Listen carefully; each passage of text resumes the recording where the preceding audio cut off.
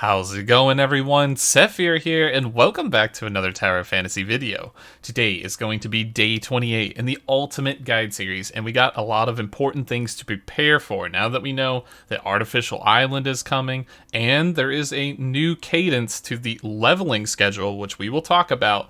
You're going to want to start investing your resources in certain areas and saving for the future. So we're going to talk about all these important details here, so be sure to stick around. But first, we'll do the breakdown. And the breakdown is going to follow first with the most important news. After that, we're going to do the speedrun daily checklist, followed by the extra daily checklist, and finally, the after all that section, where we talk about some long-term goals. Alright, so first up, the Artificial Island 1.5 is coming, as we talked about before. We're thinking a Cobalt and Claudia banner at the same time. That's maybe the time frame that I'm thinking here. This is all speculation.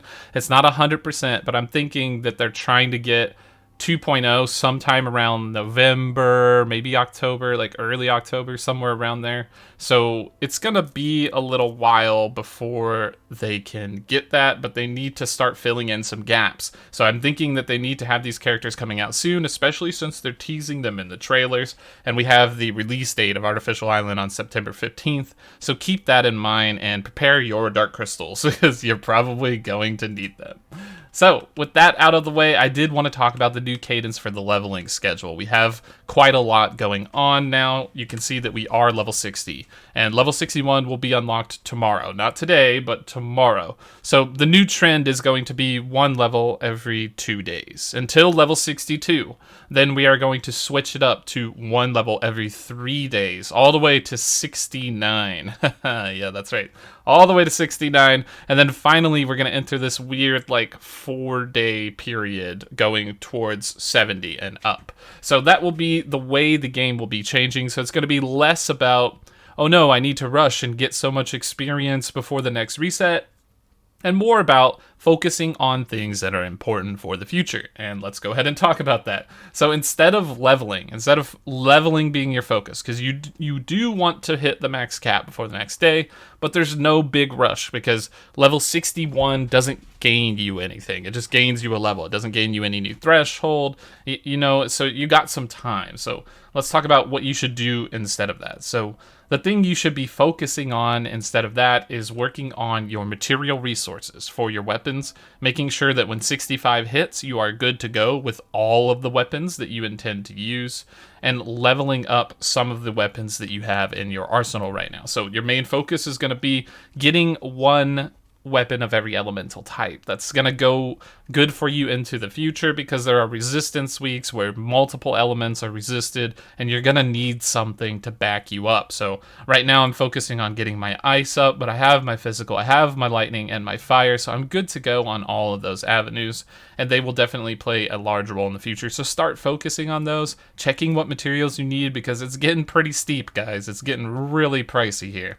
So once you've done your weapons, you want to start looking at your gear. And this is going to be something important that you're going to be doing now since we have the level 60 joint operations. Getting the gear from here is very strong. The difference in CS is absolutely massive.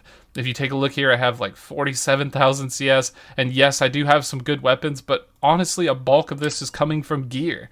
My gear is very strong, it's high level, level 5-star on a lot of pieces, and I have some really good stat rolls for my desired attack pieces, right? So right now I'm trying to focus on physical. I'm preparing for Claudia because she looks so strong, and I'm looking at Shiro. I know Shiro's been stalking me, the cat stalker, but I think it's finally time to bust her out and raise her up. I think Shiro and Claudia will be a very powerful team, and so I'm preparing that. So I have bracers here that have pretty much perfect rolls, all into attack and physical attack, which is going to be really helpful for me in the future, and that's what you should be focusing on right now. Doing those join ops, you can do about 2 a day or something like that, and that will allow you some attempts. Make sure you're using your little chips, because I have so many of these things now, I can't even seem to run out of them. So that's going to be good for you to use and start targeting gear pieces that you need upgrades on. Having all gold gear is a big CS difference and will allow you to climb the tower a lot further, as well as just easier quality of life in everything you do. So that should be your main focus. Then, after that, let's talk about the Wormhole. The Wormhole actually surprised me. It was very difficult. It was actually challenging. The challenge mode on the Wormhole Ursa Major was challenging. And we did it on stream, and it was really fun. We had a blast, but we were able to clear all the way through it. But I did get stuck several times trying to use my king weapon and some other avenues. It did not work for me. But I'll tell you guys the secret hacks. If you use 2 healing weapons and you have like a nemesis, you can just heal yourself to full. It's actually crazy. You could probably do that with some of the other characters as well. But the composition that I used was nemesis, king, and 0. For me this week, it was complete immunity to volt damage. So it's going to be different per region, but when it is complete immunity to volt damage, the only thing I had to rely on was fire, because everything else was reduced. So fire was buffed, so we had to run with that composition. And it was hard. It was really hard. But honestly, the healing between 0 and Nemesis and the shielding just kept me alive so long that I could do whatever I wanted to do. And if you go for the Ursa Major, I will tell you that the best buff in here is Blood Rage. If you get Blood Rage plus some crit, you're going to be very good. You're going to be in a strong position. You get some massive critical hits there.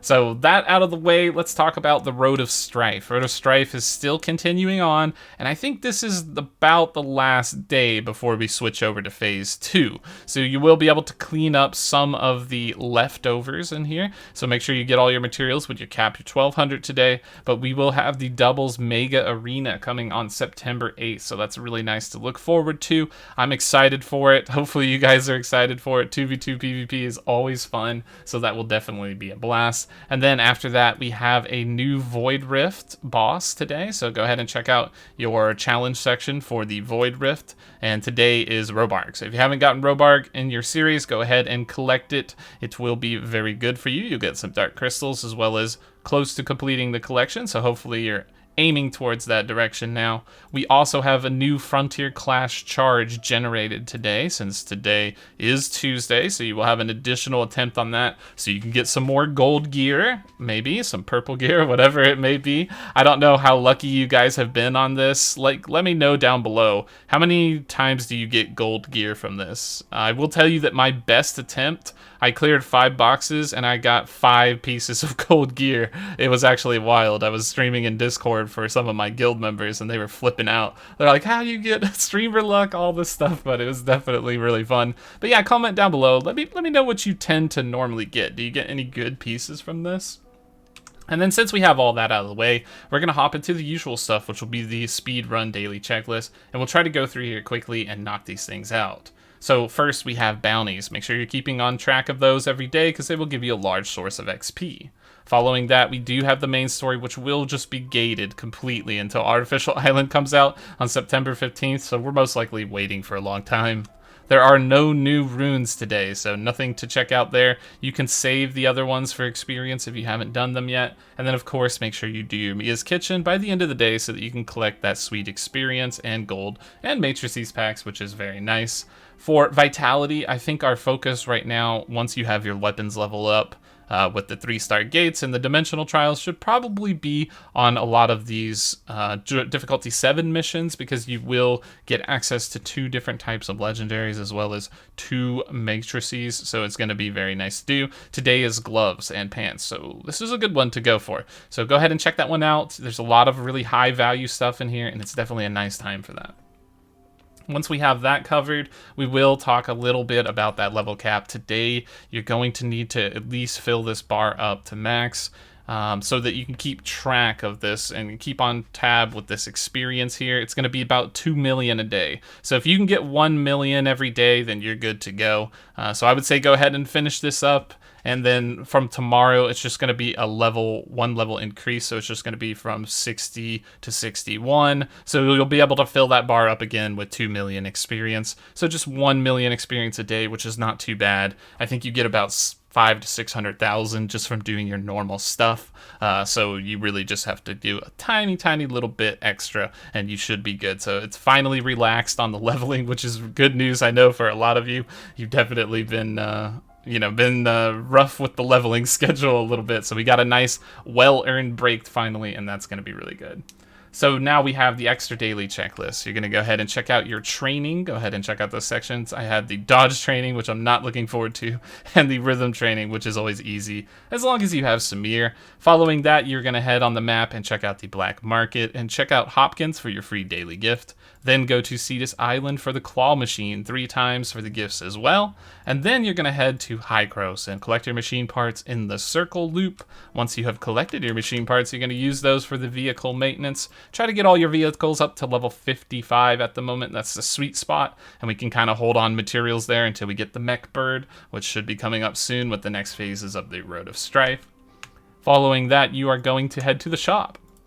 Check out the daily supply box. You're going to collect one for free from Mia, and then you're going to head to the hot section and buy your vitality solutions. 50 for free to play, 100 for whales, and then 200 for the giga whales and leviathans, and you guys do your thing after that. Following that, you will go ahead and head out towards the support shop and go ahead and check out what you have to do in the commissary. We'll make sure you're getting your support point cap every day. You will be able to check that if you create a team and look at the buff in the top right or top left corner of your screen. So make sure you're on top of that so you can get your joint supply chips as well as the black nucleus. Every little bit of summons always helps. And then you will be going into the elemental ore. So search around the map for fire, lightning, and ice elemental ore. You will get crystal, weapon upgrade components, and a bunch of other goodies. After all that, you're looking at long-term goals, which just simply consists of mounts, machine parts, and as well as the achievements. So try to wrap up your achievements before September 15th, because that's when the artificial island will be hitting, and we will have a lot of territory to explore, new boxes to unlock, new achievements to get, new enemies to fight. So just be prepared and clean up everything that you have to do in Asperia while you can now, so it will be a nice thing to have just checked off your list that you don't have to worry about in the future. Okay, that's going to be it for this one. Make sure to like, subscribe, and hit the bell if you found these guides useful. And as always, we will be streaming later today at 6 p.m. EST, so be on the lookout for that live stream on YouTube. That's going to be it for this one. Thank you for watching, and we will see you in the next video.